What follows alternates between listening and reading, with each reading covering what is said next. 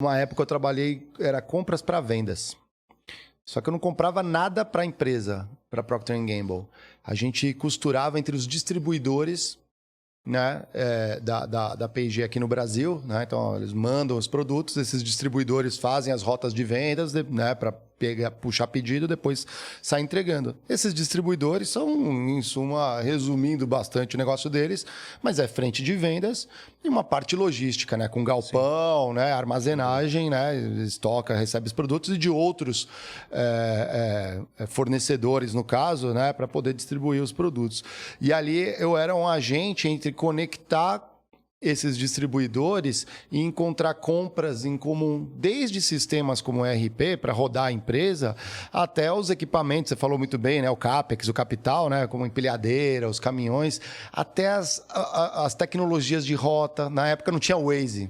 É verdade. Tinha umas tecnologias de... Estou muito velho, né, galera? Mas, exatamente. Tinha, mas já como um Wazezinho, né? Para você desenhar rotas e tudo mais com GPS, abastecimento. Cara, uma série de coisas. E eu falava assim, cara, eu compro para eles, né, no fundo, né? Era meio que um consórcio. Sim. Esse modelo até não era aqui no Brasil, uma época, acho que da Ambev, teve a Agrega. Agrega, sim, sim. Que foi, se não me engano, a parceria entre a Souza Cruz, sim, e a Ambev. Não sei se você estava nessa época lá, vivenciou isso. Participei do nascimento. Viu nascer, mas depois acabou não vingando. Esses modelos entre empresas se associando para comprar junto e ter força, ainda dá para fazer uma coisa dessa? Ou tem uma preocupação CAD, pode olhar e falar assim, pô, vocês estão se juntando para derrubar os fornecedores? Né? Não, funciona assim. O Agrega, ele sobreviveu durante 20 anos. 20 anos. E por que ele não continuou? Porque a Ambev se tornou a ABI, né? Ambev, global, outra escala, né? E aí não fazia muito sentido mais manter. Mas tinham vários clientes que faziam parte do Agrega, grandes empresas nacionais, né? O Agrega prestava serviço para essas empresas.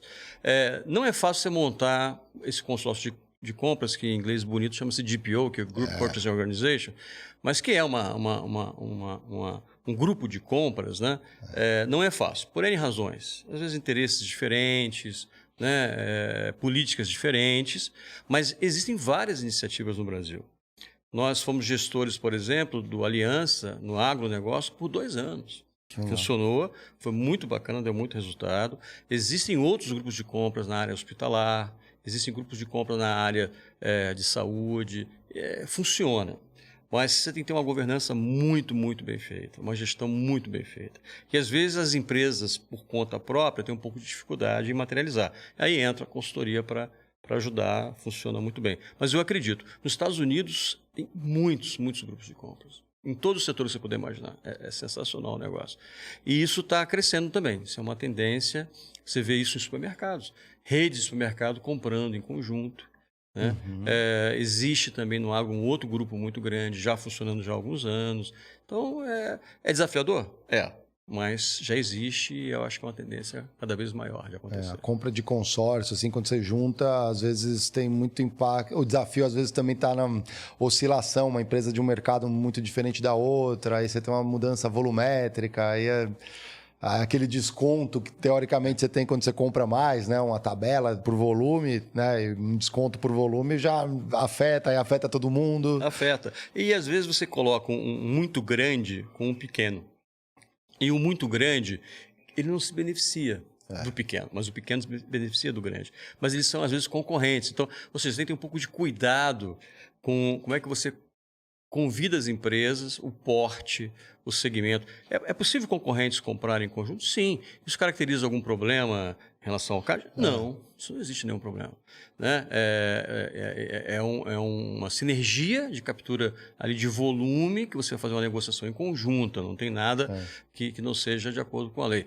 O que existe é a dificuldade em fazer isso se materializar. As questões internas, as políticas das empresas, os momentos que cada uma empresa se encontra. Então, acho que esse é o grande desafio. Mas existem vários cases hoje funcionando. Então, isso que é legal. Ou seja, no Brasil, acho que tem uma jornada grande pela frente ainda. Mas, de novo, estamos indo para esse caminho. Eu acho que faz muito sentido. Por que não, né? A gente tem um grupo de compras, por exemplo, de diesel. Ah, que interessante. A gente compra diesel para frotas. Para frotas e empresas que têm grande consumo de diesel, né? O agronegócio consome muito diesel, né? Nos equipamentos agrícolas e tal. Então, a gente faz também compra de diesel coletiva. Fizemos recentemente para embalagem, para 3 grandes empresas do Brasil que compram as mesmas embalagens.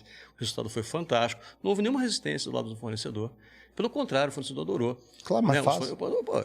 Hoje eu não vendo para essa empresa, eu tenho chance de uma delas, né? Então foi um negócio muito bacana que a gente montou, que foi o consórcio Everest, que foi muito legal. Tem nome os consórcios. Legal, gostei. Everest foi um, Aliança foi outro. Então, assim, é uma coisa que é bacana de estudar e avaliar e faz muito sentido. Eu tive um chefe, uma época, era um vice-presidente. Ele falava assim, quando você junta, né, esses volumes todos, né, às vezes você consegue chegar no teu fornecedor e forçar mesmo um preço muito baixo. Ele fala assim, tenta chegar até como, entre aspas, o preço de custo dele. Por quê? Se você tem um volume importante que vai ocupar as linhas, né, o serviço dessa empresa, você garante o pão. E ele que faça a margem com os outros. Ele falava, ele que faça a margem com os outros. Você está garantindo a empresa vivendo. Né? Eu falo, custo fixo, né? Pagando custo fixo. Pagando custo fixo. Isso acontece, porque é um argumento também na negociação.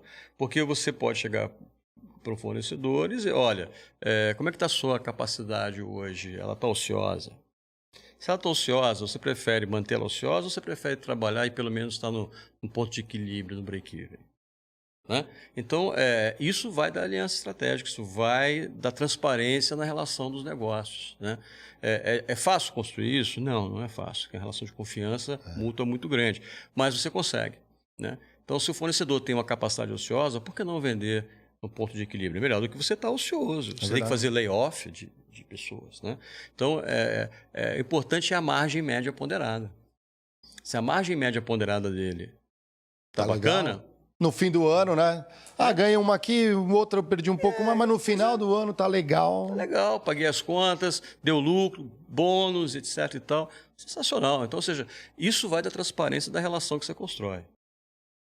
E aí, curtiu esse corte? Então comenta aí, o que foi de tão incrível pra você? Vem que eu te espero na próxima live, hein?